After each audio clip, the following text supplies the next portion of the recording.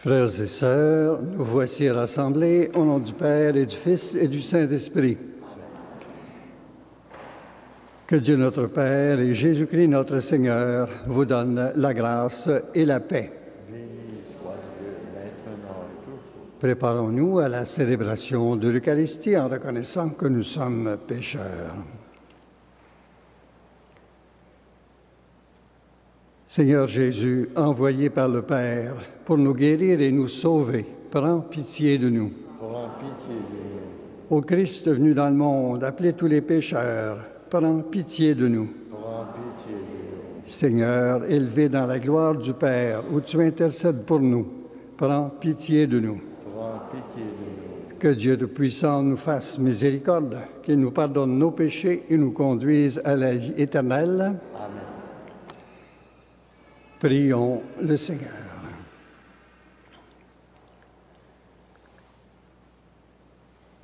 Dieu qui veut habiter les cœurs droits et sincères, donne-nous de vivre selon ta grâce. Alors tu pourras venir en nous pour y faire ta demeure. Par Jésus-Christ, ton Fils, notre Seigneur et notre Dieu, qui vit et règne avec toi et l'Esprit Saint, pour les siècles des siècles.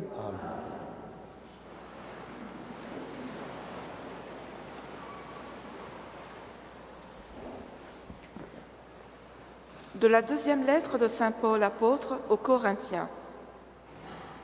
Frères, l'amour du Christ nous saisit quand nous pensons qu'un seul est mort pour tous, et qu'ainsi tous ont passé par la mort. Car le Christ est mort pour tous, afin que les vivants n'aient plus leur vie centrée sur eux-mêmes, mais sur lui, qui est mort et ressuscité pour eux. Désormais, nous ne regardons plus personne d'une manière simplement humaine. Si nous avons connu le Christ de cette manière, maintenant nous ne le connaissons plus ainsi. Si donc quelqu'un est dans le Christ, il est une créature nouvelle. Le monde ancien s'en est allé, un monde nouveau est déjà né. Tout cela vient de Dieu. Il nous est réconciliés avec lui par le Christ et il nous a donné le ministère de la réconciliation. Car c'est bien Dieu qui, dans le Christ, réconciliait le monde avec lui. Il n'a pas tenu compte de nos fautes et il a déposé en nous la parole de la réconciliation. Nous sommes donc les ambassadeurs du Christ. Et par nous, c'est Dieu lui-même qui lance un appel. Nous le demandons au nom du Christ, laissez-vous réconcilier avec Dieu, celui qui n'a pas connu le péché. Dieu l'a pour nous identifié au péché, afin qu'en lui, nous devenions justes de la justice même de Dieu. Parole du Seigneur.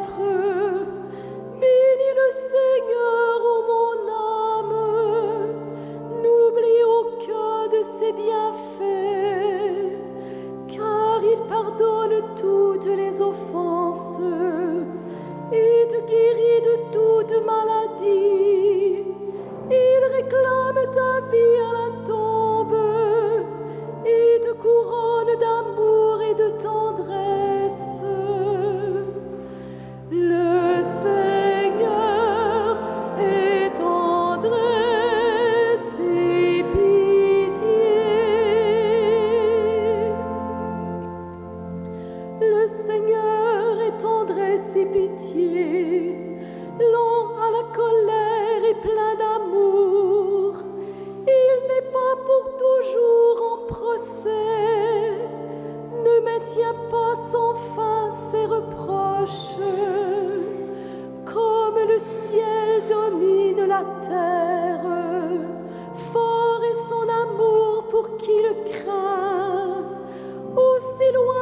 l'Orient, de l'Occident, il met loin de nous nos péchés. Le Seigneur est tendresse et pitié.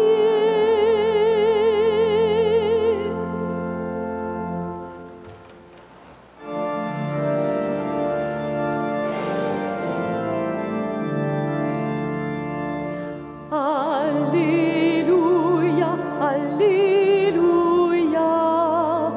Alléluia, Alléluia,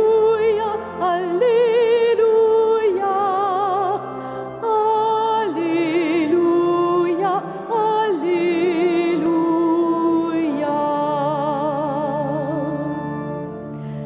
Incline mon cœur vers tes exigences, fais-moi la grâce de ta loi, Seigneur.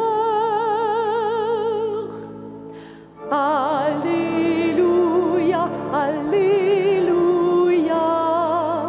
Alléluia, Alléluia, Alléluia, Alléluia.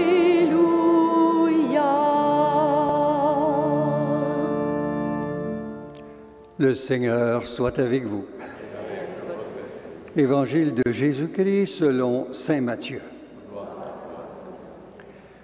En ce temps-là, Jésus disait à ses disciples, « Vous avez encore appris qu'il a été dit aux anciens, « Tu ne manqueras pas à tes serments, mais tu t'acquitteras de tes serments envers le Seigneur. » Eh bien, moi, je vous dis de ne pas jurer du tout, ni par le ciel, car c'est le trône de Dieu, ni par la terre, car elle est son marchepied, ni par Jérusalem, car elle est la ville du grand roi.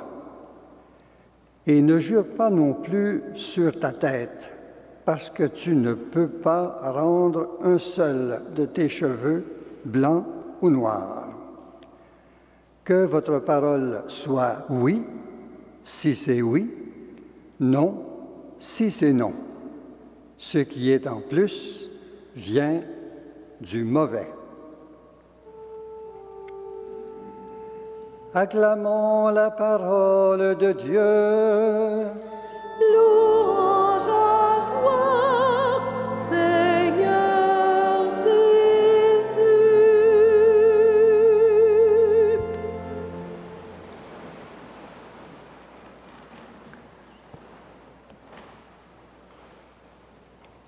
Frères et sœurs, dans le Christ Jésus, nous vivons presque chaque jour des expériences significatives. Comme par exemple, des enfants se sont chamaillés. L'un dit que c'est l'autre qui a commencé, et l'autre en dit autant. Qui a raison?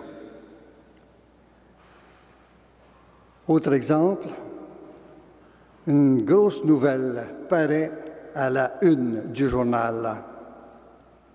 Elle est contredite le lendemain par un autre journal. Qui dit vrai? Le gouvernement provincial publie des statistiques. 10 jours plus tard, le fédéral présente les siennes. Qui encore faut-il croire? Dans notre société, les informations sont surabondantes. Les méthodes de recherche très scientifiques, les enquêtes approfondies, et pourtant, nous en sommes toujours là à nous demander qui a raison. Nous sommes constamment en relation avec des gens que nous croyons honnêtes et droits. Nous avons confiance en eux. Nous pouvons même les aimer. Mais que de fois nous nous posons la question, celui-ci, cette fois-ci, Me dit-il vraiment la vérité? C'est comme si nous vivions dans un univers où le mensonge est roi et maître. Nous avons parlé jusqu'à maintenant de ceux qui nous mentent. Il faudrait aussi nous regarder un peu, peut-être. Qui parmi nous ne dit que la vérité? Les demi-vérités, les réponses évasives, la déformation des faits, le refus de dire clairement ce que nous pensons et savons, et tout simplement le mensonge, ça nous connaît. Ça nous connaît. Jésus nous demande de cultiver la vérité, de dire oui quand c'est oui et non quand c'est non. Un oui clair et net. Un non clair et net. Il n'est pas si simple d'y parvenir. Cela fait mal souvent. C'est compromettant parfois. Et il faut beaucoup de limpidité de cœur, beaucoup de droiture et, dans certains cas, beaucoup de courage pour dire la vérité, toute la vérité. Il faut pourtant nous y mettre.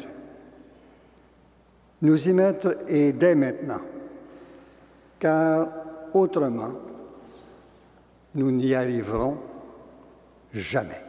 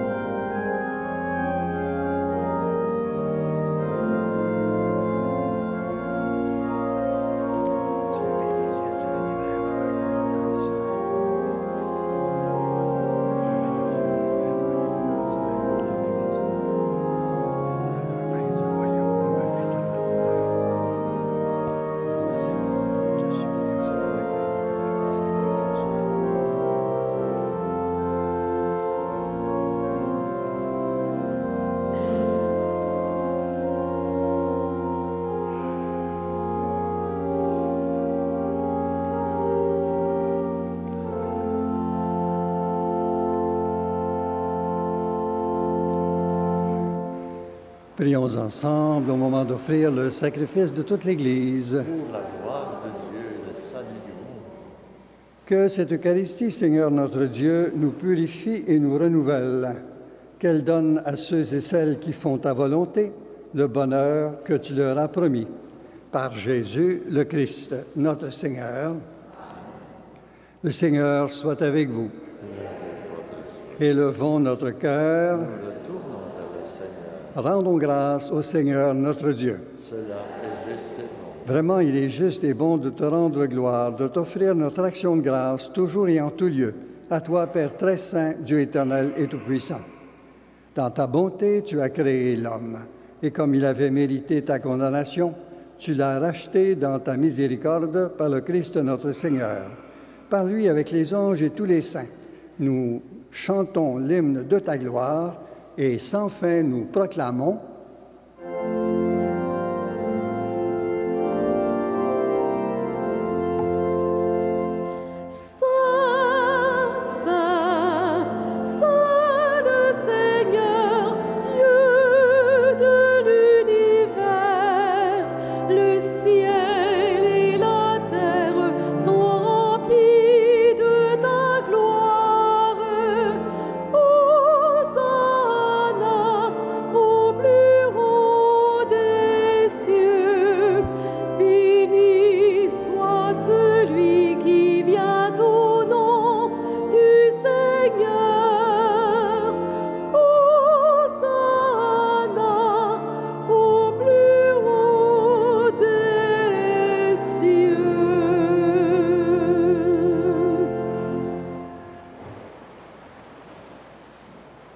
Toi qui es vraiment saint, toi qui es la source de toute sainteté, Seigneur, nous te prions. Sanctifie ces offrandes en répandant sur elles ton esprit, qu'elles deviennent pour nous le corps et le sang de Jésus, le Christ, notre Seigneur. Au moment d'être livré et d'entrer librement dans sa passion, il prit le pain, il rendit grâce, il le rompit et le donna à ses disciples en disant: « Prenez et mangez-en tous, ceci est mon corps livré pour vous. »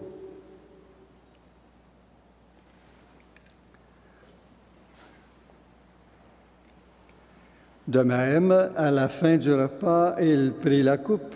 De nouveau, il rendit grâce et la donna à ses disciples en disant: « Prenez et buvez-en tous, car ceci est la coupe de mon sang, le sang de l'alliance nouvelle et éternelle qui sera versé pour vous et pour la multitude en rémission des péchés.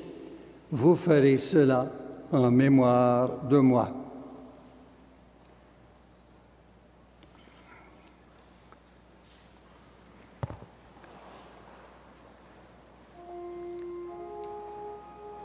Il est grand le mystère de la foi. Nous proclamons ta mort, Seigneur Jésus. Nous célébrons ta résurrection. Nous attendons ta venue dans la gloire.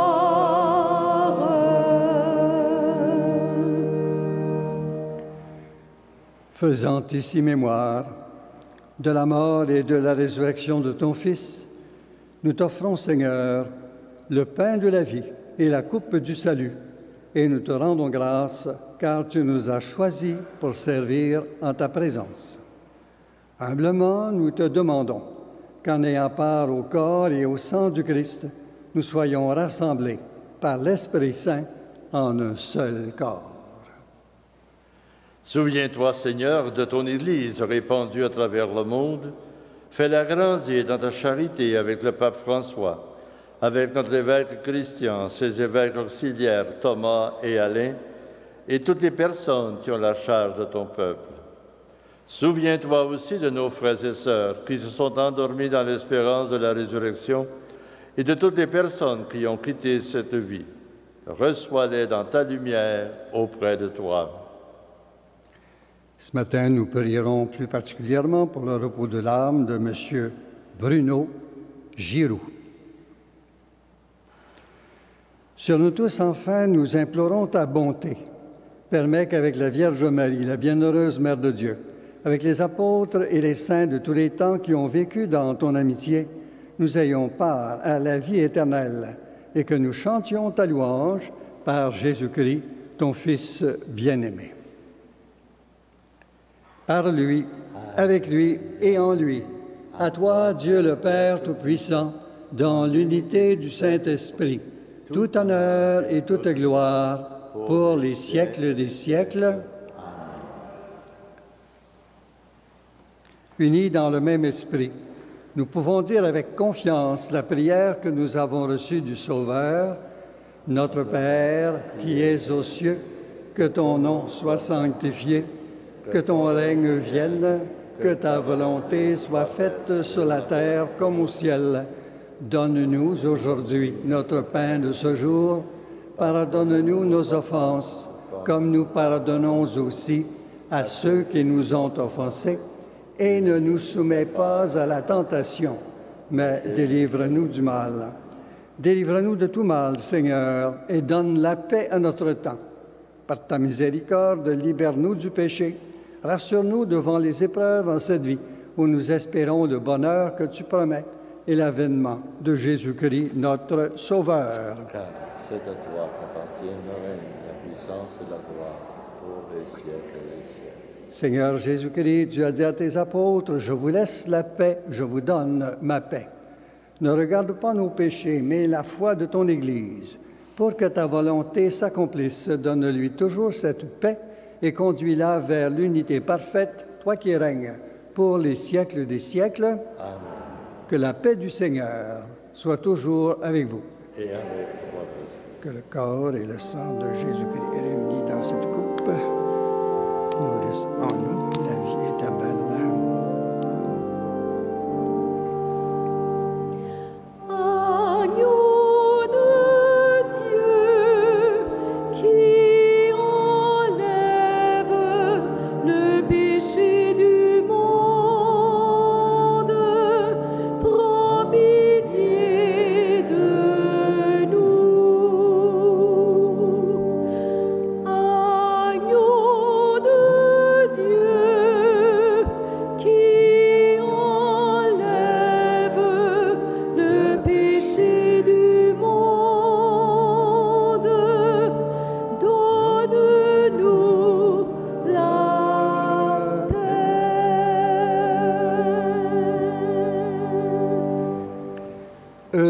Heureuses les invités au repas du Seigneur.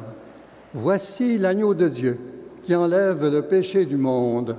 Seigneur, je ne suis pas digne de te recevoir, mais dis seulement une parole et je serai guéri.